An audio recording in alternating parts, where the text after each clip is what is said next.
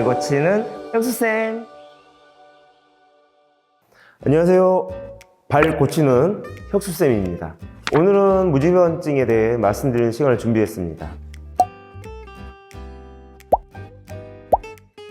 무지외반은 우리 할머니 발 보시면 엄지발가락에서 발 쪽으로 내측 부분이 이렇게 튀어나와 있는 걸 보실 수 있으실 거예요. 발 모양이 변하면서 엄지발가락 내측으로 뼈가 튀어나와서 생긴 질환이죠. 요새 여자분들 종종 이런 양상을 보이고 있는 분들 좀 있습니다. 뭐 하이힐을 많이 신어서 그렇다 말씀들 많이 하시죠. 맞아요. 저희들도 배울 때 하이힐이 많은 영향을 준다고 배웠습니다. 그럼 제가 이렇게 한번 물어볼게요. 하이힐을 신어본 적이 없는 예전에 우리 할머니들도 무지외반이 많았는데 그분들은 왜 생겼을까요? 무지외반이 있는 분의 발 전체적인 모습을 보면 대부분이 평발입니다. 나는 어렸을 때부터 평발이었는데 어렸을 때는 괜찮았어요 라고 말을 하시죠. 맞습니다. 어렸을 때는 많이 걷지 않아요. 그리고 체중이 이렇게 나가지 않아요. 그래서 잘 나타나지 않는 경우가 종종 있죠. 발은 태어나서부터 나이가 들어갈 때까지 모양이 변합니다. 어른이 되고 걷는 모양이 조금씩 달라지면서 이 변형이 좀 더 진행을 할 수가 있습니다. 일반적으로 아치가 있는 경우에는 엄지발가락 이 바닥면에서 볼록 튀어나온 부분이 땅에 이렇게 닿게 됩니다. 하지만 평발이 되게 되면 엄지발가락의 내측면이 땅에 이렇게 닿게 됩니다. 이렇게 자꾸 하다 보면 무지외반이 생기는 것입니다. 남자들도 평발이 있는 분 중에서 무지외반이 있는 분들이 없는 것은 아닙니다. 하지만 여자들이 많이 보이는 이유는 여자들의 관절이 남자들보다 대부분 유연하기 때문이에요.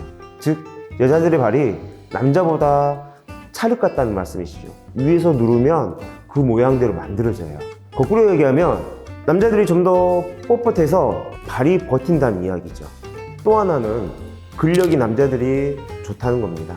그래서 이러한 근육에 힘이 있을 경우에 관절이 무너지지 않게 하기 위해서 잡을 수 있다는 것입니다. 이런 상황에서 여자분들이 힐까지 있는 신발을 신어버린다면 더더욱더 이제 휘게 되겠죠. 제가 예전에 그 무지외반을 사람의 동작과 어떤 관계가 있을까 이런 연구를 한 적이 있었습니다. 이때 결과 중에 하나가 무지외반이 발에 변형이 있어서 후기에 발생한다는 것입니다. 우선 뒤꿈치에 있는 부분이 변형이 시작이 됩니다. 발이 서서히 평발화가 돼가고 있으면서 아치가 사라지고 무지외반이 나타나게 됩니다. 이렇게 되면 관절의 모양이 변하면서 관절염의 형태로 나타나기도 하고 발에 있는 힘줄들의 경로도 변하면서 힘줄염으로 나타나기도 합니다. 이러한 증상이 오래되면 발 앞쪽 가운데 굳은 살이 박히기도 합니다. 이외에 여러 증상이 있지만 제일 중요한 증상 딱 하나만 뽑으라면 조금만 걸으면 발바닥이 아프다는 것입니다. 이게 제일 중요하죠. 심하게 변형된 경우에는 수술적 치료를 해서 다시 발 모양을 만들어야 합니다. 그렇지 않으면 여러 가지 합병증이 나타날 수 있어요.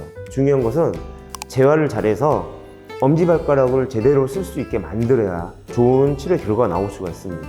그럼 수술이 필요하지 않는 경우는 그냥 방치하면 되느냐? 그건 절대 아닙니다. 적절한 재활과 깔창을 잘 이용해서 유지 관리를 하셔야 발이 변형되는 것을 막을 수가 있습니다.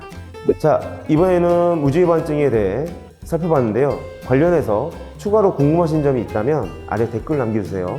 성심성의껏 답변 드리겠습니다. 감사합니다.